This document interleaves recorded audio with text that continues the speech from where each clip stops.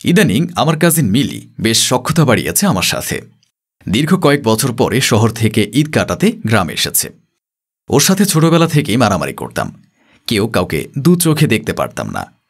মিলি ছোটবেলায় আমার হাতে ব্লেড দিয়ে টান দিয়ে কেটে ফেলেছে, হাতে এখনও সেলাইয়ের দাগ ফুটে আছে। সেই থেকে ওকে আমি সহ্য করতে পারি না। গ্রামে এসে মিলি আমাকে বলে আমার সাথে বাইকে চড়ে সমস্ত গ্রাম ঘুরে দেখবে। আমি রাজি হইনি দেখে বড় চাচা ঝাড়ি দিয়ে বলল ঘুরিয়ে নিয়ে আসতে। মিলিকে নিয়ে ঘুরতে বের হয়েছি। পেছন থেকে মিলি আমার কোমর শক্ত করে ধরে আছে। মিলির হাতটা সরিয়ে নিয়ে বললাম, হাতটা আমার ঘাড়ে রাখ। ঘাড়ে আমি রাখতে পারি না, আমার ভয় লাগে, কোমরই ধরব। তাহলে আমার সাথে ঘোরা লাগবে না। এমন করো কেন? এমনি। আচ্ছা, একটা কথা বলি। তুমি কি আমাকে এখনো সহ্য করতে পারো না?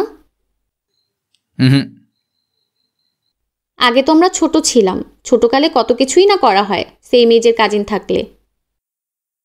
তোর জন্য আমি কম মাইর খাইনি বাবা মায়ের কাছে। তখন কি আমি বুঝতাম নাকি? নিজের স্বার্থ তো ঠিকই বুঝো, একটু 19-20 হলেই আমার বাবা মায়ের কাছে বিচার দিতি। তোর কারণে তোদের আর আমাদের ফ্যামিলির সম্পর্ক ভালো ছিল না। এখন তো আর আমি এমন করি না, তাই না? দুজনেই বড় হয়েছি, ভার্সিটিতে পড়াশোনা করছি, এখন তো যথেষ্ট ম্যাচিউরড আমরা। বাদ দে, কোথায় যাবি তা বল। তোমার ইচ্ছা। আচ্ছা। মিলি আর আমি বসে আছি, হঠাৎ করে মিলি আমাকে জিজ্ঞেস করল, তোমার গার্লফ্রেন্ডের সাথে আমাকে মিট করিয়ে দিবা না? গার্লফ্রেন্ড নেই, যে ছিল তার বিয়ে হয়ে গিয়েছে। তার মানে এখন কাউকে ভালোবাসো না, তাই না? ভালোবাসি না তোকে কখন বললাম? যার বিয়ে হয়ে গিয়েছে তাকে এখন আমি ভালোবাসি, আর যতদিন বাঁচব ততদিন ভালোবেসে যাব। ও ঠিক আছে। আচ্ছা, আরেকটা প্রশ্ন করি। যদি কাউকে বিয়ে করো তাকে কি ভালোবাসবে না? ভালোবাসবো কিনা জানি না, কিন্তু ওর মতো ভালোবাসতে পারবো না। সেই মেয়েটির চেয়েও যদি তোমার বউ তোমাকে বেশি ভালোবাসে? কাউকে একবার হৃদয়ে বসালে তাকে আর ওঠানো যায় না, তা তুই আমি ভালো করেই জানি। রাতের বেলা আমি ব্যালকনিতে গিয়ে সিগারেট ধরিয়ে টানছি। বাসায় মেহমান, তাই খানিকটা আড়ালে গিয়ে সিগারেট ফুঁকছি। এর মধ্যে মিলি আমার পাশে বসে সিগারেট টানা দেখছে। আমি কিছু না ভেবে সিগারেট টেনে শেষ করে মিলিকে প্রশ্ন করলাম, এত রাতে এখানে আসছিস কেন? ভালো লাগছে না তাই আসলাম। আচ্ছা, আমি যে তোমাকে সম্পর্ক নিয়ে বিকালে জিজ্ঞেস করলাম, তুমি তো আমার কাছে কিছু জানতে চাইলে না। কোনো ইন্টারেস্ট নেই।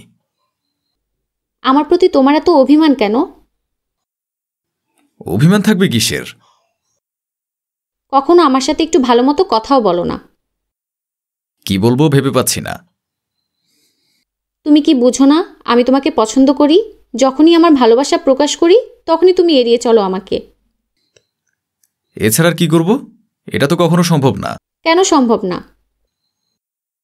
কারণ কখনো তোর প্রতি আমার ভালোবাসা কাজ করেনি। আমি যে তোমাকে ভালোবেসে ফেলেছি। একতরফা ভালোবাসা দিয়ে কিছুই হয় না, দুজনের প্রতি ফিলিংস থাকা লাগে। দেখ, আমি অনেক আগে থেকেই তোর হালচাল বুঝি, তুই যে আমাকে ভালোবাসো এইটাও জানি, কিন্তু কিছুই করার নেই। মিলি বেলকনিতে আর 1 সেকেন্ডও দাঁড়ালো না, দৌড়ে নিচে চলে গেল। আমি জানি মিলি আমাকে ভালোবাসে, আর তাছাড়া আমাদের 2 ফ্যামিলি থেকেও কথা হয়েছে মিলি আর আমার বিয়ের ব্যাপারে। আমি সব কিছুই জানি। মিলির ভালোবাসা পরীক্ষা করার জন্য সারাদিন গোমরামুখে ছিলাম।